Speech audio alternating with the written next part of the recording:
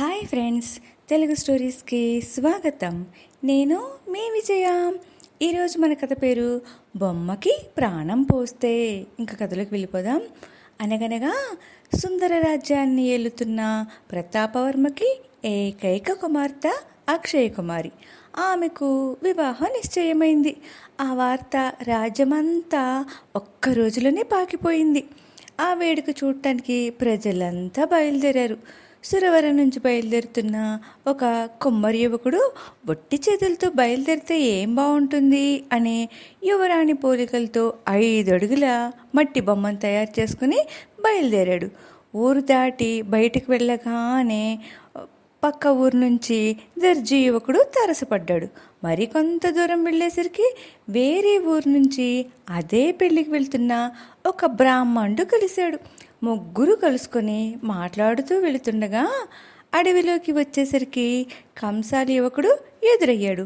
అందరూ ఒకే పని మీద బయలుదేరారు కనుక కలిసి వెళ్ళి కలిసే రావాలని ముచ్చట్లు చెప్పుకుంటూ నడవసాగారు. చీకటి పడేసరికి అడవి మధ్యలో ఉన్న పురాతన ఆలయానికి చేరుకున్నారు. వారితో తెచ్చుకున్న తినుబండారాలన్నీ తిన్నాక కంసాలి యువకుడు, మిత్రులారా, ఈ అడవిలో బందిపోటు దొంగలున్నారని విన్నాను కనుక మీరు ముగ్గురు నాకు చిన్న సహాయం చేయాలి. నేను యువరాణి గారికి ఇవ్వటానికి కొన్ని నగలను తీసుకువెళుతున్నాను కనుక మనం వంతుల వారీగా జాగారం చేయాలి అంటాడు. వెంటనే దర్జీ యువకుడు కల్పించుకుని, నేను కూడా యువరాణి గారికి ఇవ్వటానికి ఖరీదైన వస్త్రాలు తీసుకువెళ్తున్నాను అంటాడు.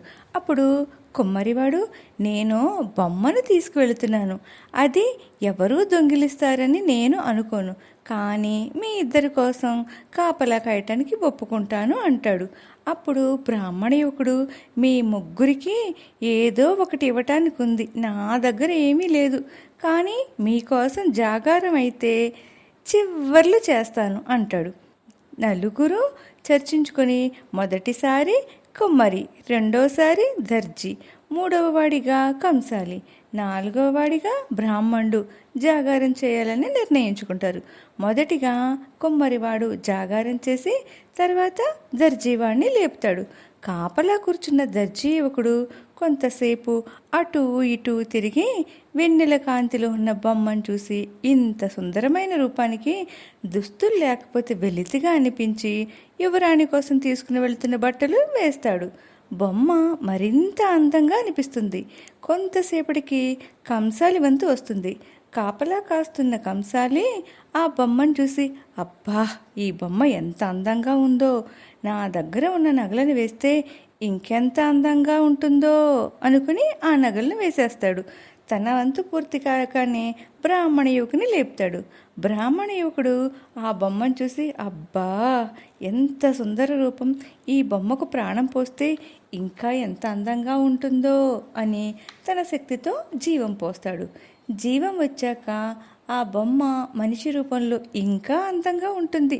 ఆ సుందర రూపాన్ని చూసి బ్రాహ్మణ యువకుడు అలానే ఉండిపోతాడు. బొమ్మకి ప్రాణం రావటం చూసి మిగిలిన వాళ్ళు ఎవ్వరూ నమ్మలేకపోయారు. కానీ అంత అందమైన రూపం చూశాక నమ్మకుండా ఉండలేకపోయారు. అదే సమయంలో ఒక బందిపోటు నాయకుడు అటుగా వెళుతూ అందమైన సుందరాంగిని చూసి మనస్ఫూర్తిగా ఇష్టపడతాడు. ఆ అమ్మాయి దగ్గరికి వెళ్ళి, ఓ సుందరాంగి, నేను నిన్ను ఇష్టపడుతున్నాను, నువ్వు పెళ్లి చేసుకుంటానంటే ఈ దొంగతనాలు మానేసి కష్టపడి సంపాదించి నిన్ను పోషించుకుంటాను అంటాడు. ఆమె మాట్లాడకుండా చిరునవ్వు నవ్వుతుంది. ఆ మాటలు విన్న మిగిలిన నలుగురు, అసలు మీరెవరు, ఈమె మాలో ఒకరిని పెళ్లి చేసుకోవటం న్యాయం అని ముక్త కంఠంతో అంటారు. అప్పుడు బందిపోటు, సరే సరే, పక్క ఊర్లో ధర్మయ్య అనే పంచాయతీ పెద్ద ఉన్నాడు, మనం అక్కడికి వెళదాం అంటాడు. అందరూ కలిసి ధర్మయ్య దగ్గరికి వెళ్ళి జరిగిన విషయం అంతా చెప్తారు. అప్పుడు ధర్మయ్య కొంతసేపు ఆలోచించి, ఈ సుందరాంగి బందిపోటుని పెళ్లి చేసుకోవటం న్యాయం అంటాడు. అప్పుడు కుమ్మరి, అసలు బొమ్మను చేసింది నేను కాబట్టి నేను పెళ్లి చేసుకోవటం న్యాయం అంటాడు. దర్జీవాడు, బొమ్మగా ఉన్న దానికి రక్షణ కల్పించాలని నేను బట్టలు వేశాను. రక్షణ కల్పించాను కాబట్టి నేనే పెళ్లి చేసుకోవటం న్యాయం అంటాడు. కంసాలి, అదేంటయ్యా, నేను ఆమెకు ఎంత విలువైన నగలు ఇచ్చాను. ఆడపిల్లకు అంత విలువైన నగలు ఇచ్చినవాడు భర్త అయ్యే అవకాశం ఉంది. కాబట్టి ఆమె నాకు భార్య అయితేనే బాగుంటుంది అంటాడు. అప్పుడు బ్రాహ్మణ యువకుడు, ఇదేంటయ్యా, అసలు బొమ్మను మనిషిగా చేసిందే నేను, ప్రాణదాతకు ఏమిచ్చినా రుణం తీరదు అంటారు.